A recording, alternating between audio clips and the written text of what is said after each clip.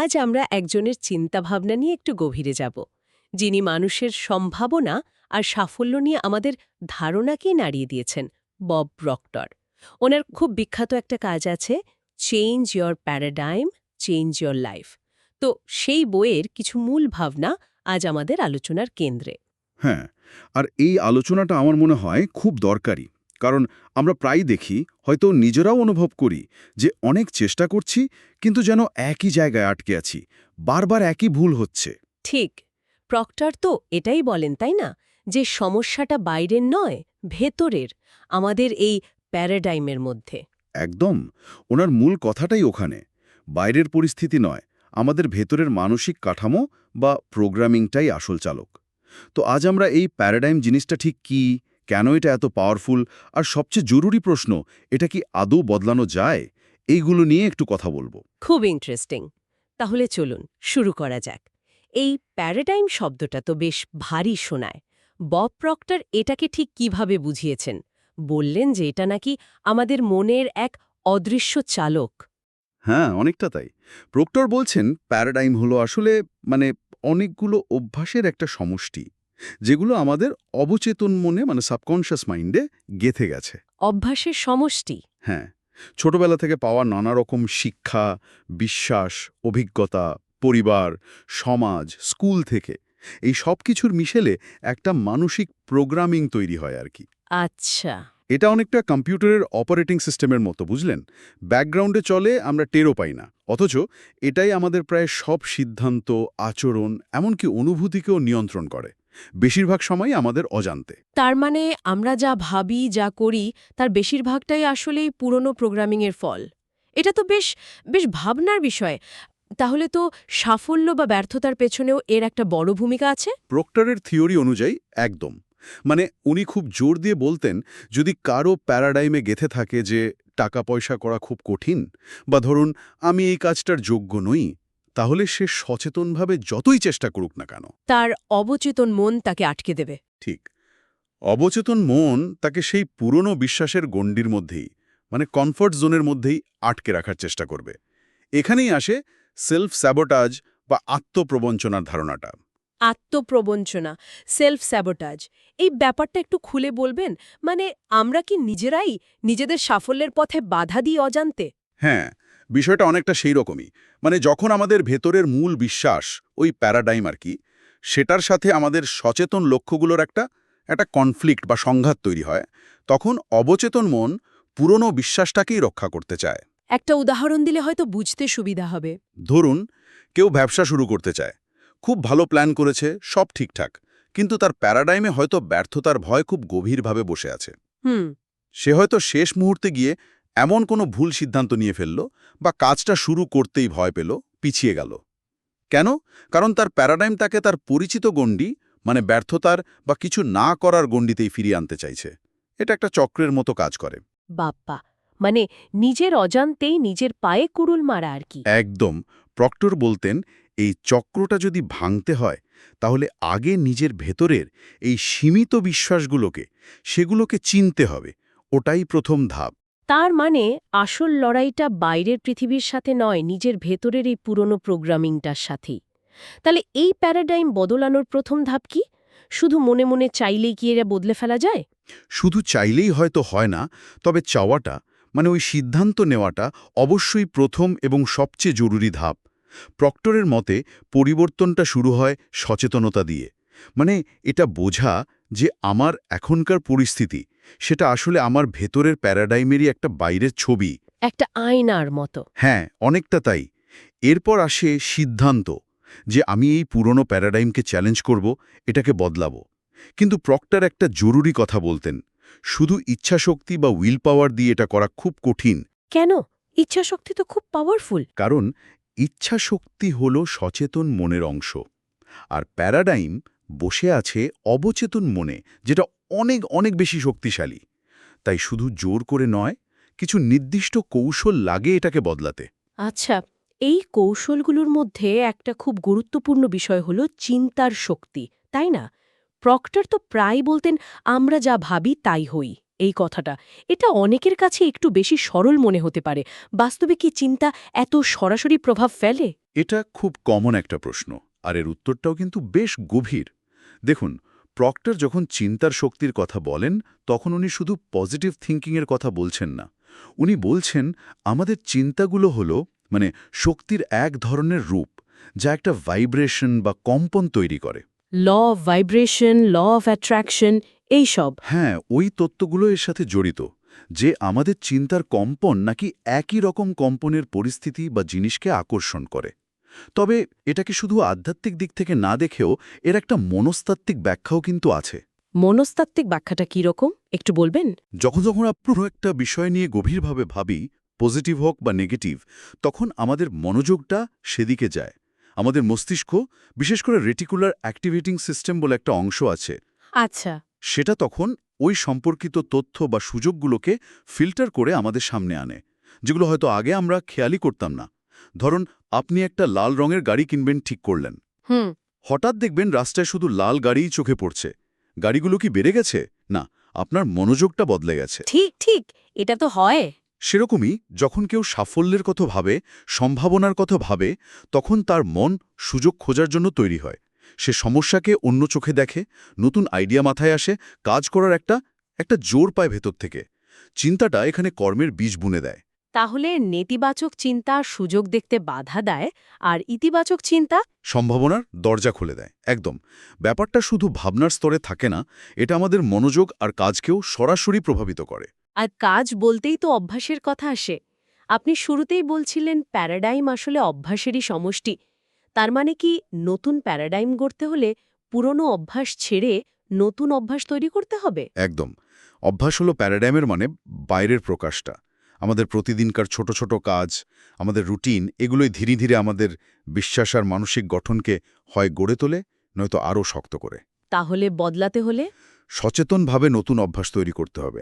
এমন অভ্যাস যা আমাদের কাঙ্ক্ষিত লক্ষ্যের সাথে মেলে। যেমন প্রক্টর কিছু অভ্যাসের কথা খুব বলতেন: প্রতিদিন নিজের লক্ষ্যগুলো পড়া, সেগুলোর কথা ভাবা, কৃতজ্ঞতা প্রকাশ করা, ভালো বই পড়া, বা যারা সফল তাদের কথা শোনা, শরীর মনের যত্ন নেওয়া। এই নতুন অভ্যাসগুলো কি পুরনো প্রোগ্রামিংকে দুর্বল করে দেয়? হ্যাঁ, ধীরে ধীরে। এটা অনেকটা বাগানে আগাছা পরিষ্কার করে ভালো চারা লাগানোর মতো। সময় লাগে, যত্ন লাগে, একদিনে হয় না, এটা একটা ধারাবাহিক প্রক্রিয়া। কিন্তু এই নতুন অভ্যাসগুলোই নতুন শক্তিশালী প্যারাডাইমের ভিত গড়ে তোলে। অভ্যেস বদলের পাশাপাশি প্রক্টর তো ভিজুয়ালাইজেশন বা কল্পনার শক্তি ব্যবহারের ওপরও খুব জোর দিয়েছেন। মানে নিজেকে সফল হিসেবে দেখা, যা চাই সেটা যেন পেয়েই গেছি, এই অনুভূতিটা আনা। এটা কি সত্যি কাজ করে, নাকি এটা শুধু মনকে সান্ত্বনা দেয়া? না না, এটা শুধু সান্ত্বনা নয়, এর পেছনেও বেশ সলিড সায়েন্টিফিক এবং সাইকোলজিক্যাল ভিত্তি আছে। দেখুন, যখন আমরা কোনো কিছু খুব স্পষ্টভাবে কল্পনা করি, ছবিটা দেখি মনে মনে, আর তার সাথে অনুভূতি বা আবেগ জুড়ে দিই। অনুভূতি মানে আনন্দ বা তৃপ্তির মতো? হ্যাঁ, ঠিক তাই। তখন আমাদের মস্তিষ্ক, বিশেষ করে অবচেতন মন, বাস্তব অভিজ্ঞতা আর জোরালো কল্পনার মধ্যে তফাৎ করতে পারে না। সে ওটাকে সত্যি বলেই ধরে নেয়।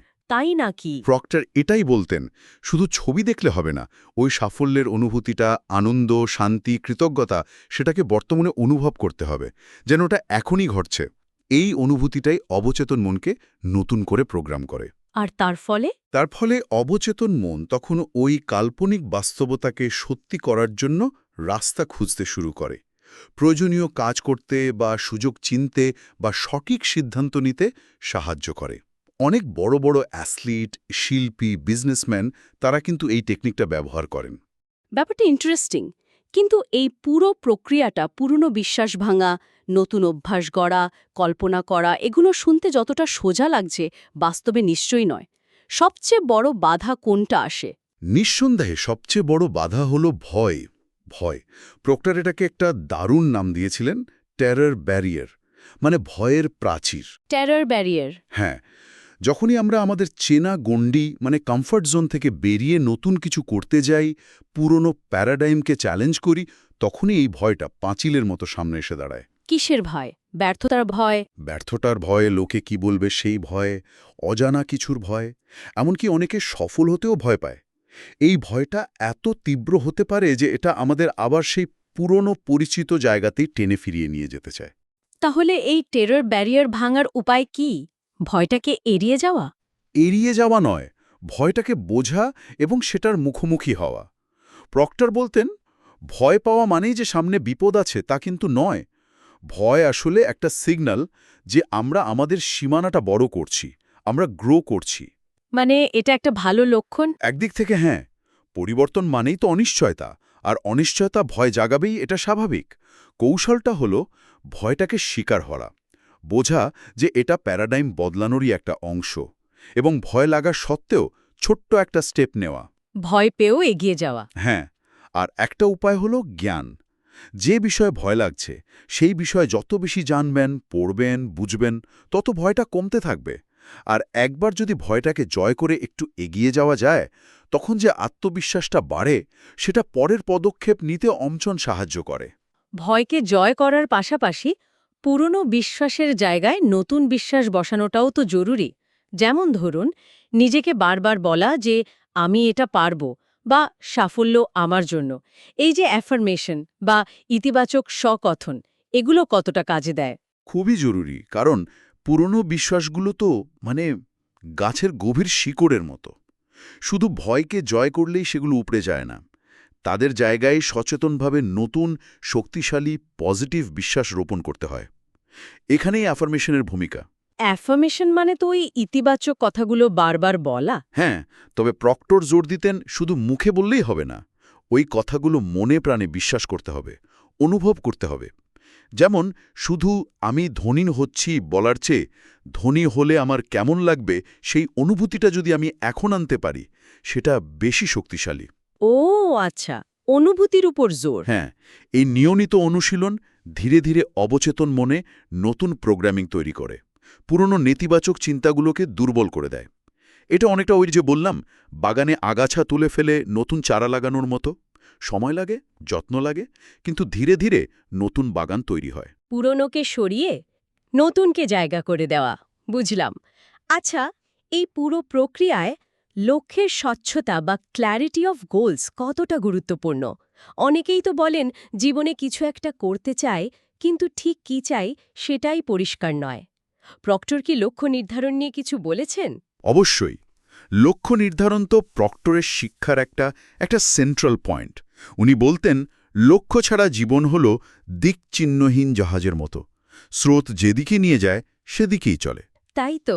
প্যারাডাইম বদলাতে হলে একটা স্পষ্ট লিখিত লক্ষ্য থাকাটা মাস্ট, কারণ লক্ষ্যই আমাদের ফোকাস দেয়, কোন দিকে এগোতে হবে সেটা দেখায়, মোটিভেশন দেয়। আর লক্ষ্যটা হতে হবে স্মার্ট, SMART, মানে specific, measurable, achievable, relevant, time bound. Smart goals. হ্যাঁ, আর প্রক্টর বিশেষ করে জোর দিতেন বড় লক্ষ্যের ওপর। এমন লক্ষ্য যা হয়তো এখনকার সাধ্যের বাইরে মনে হচ্ছে, যা আমাদের কমফর্ট জোন থেকে বেরোতে বাধ্য করবে। কেন ছোট ছোট লক্ষ্য দিয়ে শুরু করা ভালো নয়? ছোট লক্ষ্যও ভালো, কিন্তু বড় লক্ষ্য আমাদের ভেতরের ঘুমন্ত পোটেনশিয়াল বা সম্ভাবনাকে জাগিয়ে তোলে। ওটা প্যারাডাইম বদলানোর জন্য একটা ক্যাটালিস্ট বা অনুঘটক হিসেবে কাজ করে। উনি বলতেন, লক্ষ্যটা কাগজে লিখে ফেলো আর প্রতিদিন সেটা পড়ো। বড় লক্ষ্য যা আমাদের কমফর্ট জোনের বাইরে ঠেলে দেয়, এটা একদিকে যেমন এক্সাইটিং, অন্যদিকে একটু ভয়েরও। এই পুরো যাত্রাপথে কি ক্রমাগত শেখার কোনো ভূমিকা আছে? মানে নতুন কিছু জানা, পড়া? অত্যন্ত গুরুত্বপূর্ণ ভূমিকা। প্রক্টর নিজে সারা জীবন ধরে শিখেছেন এবং অন্যদেরও শিখতে বলতেন, কারণ নতুন জ্ঞান আমাদের পুরনো সীমিত ধারণাগুলোকে চ্যালেঞ্জ করে, আমাদের দেখার চোখটা খুলে দেয়, দৃষ্টিভঙ্গিটা বড় করে। কিভাবে সাহায্য করে এটা? বই পড়া, সেমিনার করা, মেন্টর বা কোচের সাহায্য নেওয়া, যারা সফল তাদের সঙ্গ করা, এসব কিছু নতুন প্যারাডাইম তৈরি করতে সাহায্য করে। জ্ঞান আমাদের আত্মবিশ্বাসও বাড়ায়। যখন আমরা জানি যে কোনো কিছু কিভাবে করতে হয়, তখন সেটা করার সাহসটাও আসে। তাই শেখাটা শুধু তথ্য জমানো নয়, সেটাকে নিজের জীবনে কাজে লাগিয়ে বোঝাপড়াটাকে গভীর করা। এটা প্যারাডাইম বদলানোর জন্য জ্বালানির মতো কাজ করে। আর পরিবেশ, মানে আমাদের চারপাশের লোকজন, আমরা কাদের সাথে মিশছি, কেমন পরিবেশে থাকছি, সেটার প্রভাব কতটা? প্রক্টর কে নিয়ে কিছু বলেছেন? পরিবেশের প্রভাব অনেক। প্রক্টর খুব জোর দিয়ে বলতেন, আমরা যাদের সাথে সবচেয়ে বেশি সময় কাটাই, আমরা ধীরে ধীরে তাদের গড় হয়ে উঠি।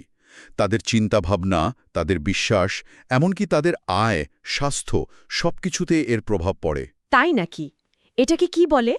ল অফ অ্যাসোসিয়েশন বা সঙ্গের প্রভাব। ভাবুন, আপনি যদি সারাক্ষণ নেগেটিভ, হতাশাবাদী বা ছোট চিন্তার মানুষদের সাথে মেশেন, তাহলে নিজের অজান্তেই ওই মানসিকতা আপনার মধ্যেও চলে আসবে। তখন প্যারাডাইম বদলানোটা আরও কঠিন হয়ে যাবে। বিশাল বাধা তৈরি করবে। একদম। উল্টোদিকে যদি পজিটিভ, উৎসাহী, সফল, বড় স্বপ্ন দেখা মানুষদের আশেপাশে থাকেন, তাদের এনার্জি, তাদের বিশ্বাস, তাদের অ্যাটিটিউড আপনাকেও প্রভাবিত করবে। এটা অনেকটা অসমোসিস প্রক্রিয়ার মতো। তাহলে সঙ্গ বা পরিবেশটাও সচেতনভাবে বাঁচতে হবে। হ্যাঁ, প্যারাডাইম বদলাতে চাইলে এমন পরিবেশ আর সঙ্গ বেছে নিতে হবে যা আপনার লক্ষ্যের সাথে মেলে, যা আপনাকে নিচে না টেনে ওপরে উঠতে সাহায্য করে। পুরো আলোচনাটা সত্যি খুব খুব গভীর আর অনেকগুলো জরুরি দিক উঠে এলো। যদি আমরা আজকের আলোচনার মূল কথাগুলো এক জায়গায় করি, মানে কি টেকওয়েজ, তাহলে কি দাঁড়ায়? অবশ্যই। সংক্ষেপে বললে, বব প্রক্টরের শিক্ষা অনুযায়ী আমাদের জীবনের এখনকার পরিস্থিতি আসলে আমাদের ভেতরের গভীর বিশ্বাস আর অভ্যাসের সমষ্টি, মানে আমাদের প্যারাডাইমেরই বাইরের রূপ। জীবনে যদি সত্যি সত্যি কোনো স্থায়ী বদল আনতে হয়, তাহলে বাইরের জিনিস বদলানোর আগে নিজের ভেতরের এই প্যারাডাইমকে চিনতে হবে আর বদলাতে হবে। আর তার জন্য কি কি করতে হবে? তার জন্য দরকার ১. সচেতন হওয়া এবং বদলানোর দৃঢ় সিদ্ধান্ত নেওয়া। ২. চিন্তার শক্তিকে বোঝা এবং পজিটিভ চিন্তার অনুশীলন করা। ৩. পুরনো সীমিত অভ্যাস ভেঙে নতুন শক্তিশালী অভ্যাস তৈরি করা। ৪. ভিজুয়ালাইজেশন বা কল্পনার শক্তি ব্যবহার করা, সাফল্যের ছবি দেখা এবং অনুভব করা। ৫. ভয়কে বা টেরার ব্যারিয়ারকে চেনা এবং ভয় সত্ত্বেও এগিয়ে যাওয়া। আরও কিছু? হ্যাঁ। ৬. পুরনো সীমিত বিশ্বাসের জায়গায় নতুন পজিটিভ বিশ্বাস বসানো, মানে অ্যাফার্মেশন ব্যবহার করা। ৭. স্পষ্ট লেখা এবং বড় লক্ষ্য ঠিক করা। ৮. সবসময় শেখা এবং নিজেকে উন্নত করার চেষ্টা করা। আর ৯. পজিটিভ এবং সাপোর্টিভ পরিবেশে নিজেকে রাখা। বাহ! এই সবগুলো মিলিয়েই প্যারাডাইম বদলানোর প্রক্রিয়াটা কাজ করে। এটা কোনো ম্যাজিক বা শর্টকাট নয়, বুঝলেন? এটা একটা ধারাবাহিক অনুশীলন, একটা সচেতন চেষ্টা। চমৎকার সারসংক্ষেপ। মূল কথাটা তাহলে এটাই দাঁড়াচ্ছে যে চাবিটা আসলে আমাদের ভেতরেই আছে। বাইরের জগতের তালা খোলার আগে নিজের ভেতরের প্রোগ্রামিংয়ের তালাটা খুলতে হবে। বব প্রক্টরের কাজ আসলে আমাদের সেই ভেতরের চাবিটা খুঁজে নিতেই সাহায্য করে। চোখে আঙুল দিয়ে দেখিয়ে দেয় যে আমাদের আসল ক্ষমতা আমাদের এখনকার পরিস্থিতির থেকে অনেক অনেক বড়। একদম। আর এই আলোচনার শেষে একটা ছোট্ট প্রশ্ন রেখে যাই সবার ভাবনার জন্য। প্রক্টরের এই আইডিয়াগুলো শোনার পর নিজের জীবনের দিকে একটু তাকিয়ে দেখুন তো, এমন কি কোনো একটা ক্ষেত্র আছে যেখানে মনে হচ্ছে পুরনো কোনো প্যারাডাইম আপনাকে আটকে রেখেছে? আর যদি থাকে, তাহলে সেই প্যারাডাইমটাকে চ্যালেঞ্জ করার জন্য আজই, খুব ছোট হলেও, কোনো একটা বাস্তব পদক্ষেপ কি নেওয়া যায়? হতে পারে সেটা কোনো একটা ভয়কে ফেস করার সিদ্ধান্ত, বা নতুন একটা খুব ছোট অভ্যাস শুরু করা, বা হয়তো নিজের জীবনের লক্ষ্যটা প্রথমবার কোথাও লিখে ফেলা। সত্যি ভাবার মতো একটা প্রশ্ন। এই ভাবনাটা নিয়েই না হয় আজকের আলোচনা আমরা এখানেই শেষ করি। আশা করি বব প্রক্টরের এই শক্তিশালী ধারণাগুলো আমাদের সবার জীবনকে একটু অন্যভাবে দেখার, নতুন করে গড়ার একটা দিশা দেবে। ধন্যবাদ। ধন্যবাদ।